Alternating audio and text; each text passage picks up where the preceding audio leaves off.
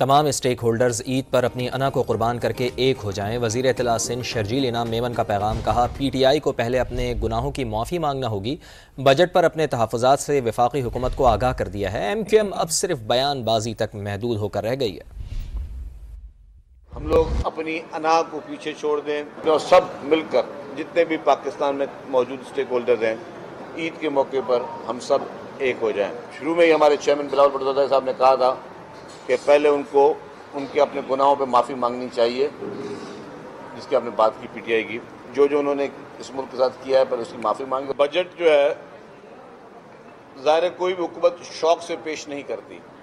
ہاں، Peoples party کو جس چیز پہ ریزرویشن ہے، وہ پیپلز پارٹی وفاقی حکومت سے اپنے ریزرویشن ان فورمز پہ شیئر کر بھی رہی ہے، مزید بھی کرے گی۔ ایم کیو ایم کے بعد اب یہ ایک ہی چیز رہ گئی ہے، بیانات دینا، تو وہ ان کو دینے دے بیچاروں کو، ذرا ان کو اپنے آپ کو سیاست میں زندہ رکھنا ہے۔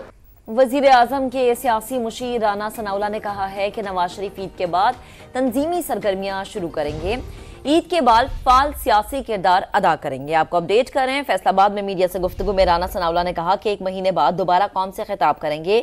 رانا ثناءاللہ نے کہا کہ مسلم لیگ نون نے جب بھی ملک کو اٹھانے کی کوشش کی، سازش کر کے ملک کو دوبارہ بحرانوں سے دوچار کیا گیا۔ اب پاکستان کسی ایسی سازش کا متحمل نہیں ہو سکتا۔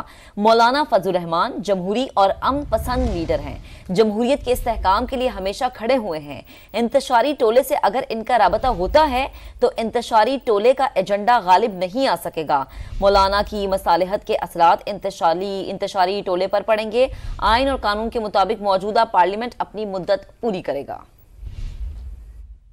اور 17-18 کی سازش جس سے ملک میں جمہوریت کا اور معاشی طور پہ آگے بڑھتے ہوئے پاکستان کا ناقابل تلافی نقصان ہوا۔ عید کے بعد نہ صرف تنظیمی سرگرمیوں میں بلکہ پارٹی کو اس انداز سے منظم کیا جائے گا کہ پارٹی جو ہے وہ اپنی حکومتوں کی بیک پہ کھڑی ہو۔ اب ملک جو ہے وہ کسی حادثے سے دوچار نہ ہو، کیونکہ شاید اگر ہم اس مرتبہ اگر ہم نے راستہ کھویا تو شاید پھر ہمیں راستہ ملنا جو ہے مشکل ہو جائے۔ مولانا کا اور پی ٹی آئی کا ٹائم طے ہونا اور چیز ہے، تو سمجھتا ہوں کہ اگر انتشاری ٹولے کے ساتھ ان کا کوئی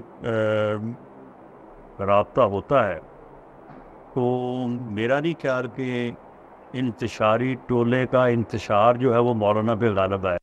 پیپلز پارٹی کے وفاقی حکومت سے تحفظات برقرار۔ بلاول بھٹو زرداری کا بھی یہی مطالبہ ہے کہ ہمارے ساتھ کیے گئے معاہدے پر عمل درآمد کیا جائے۔ چیئرمین سینٹ سید یوسف رضا گیلانی کی گفتگو۔ کہا مولانا فضل الرحمان دوسری جگہ پر اجنبی لگتے ہیں، وہ ہمارے ساتھ واپس آ جائیں۔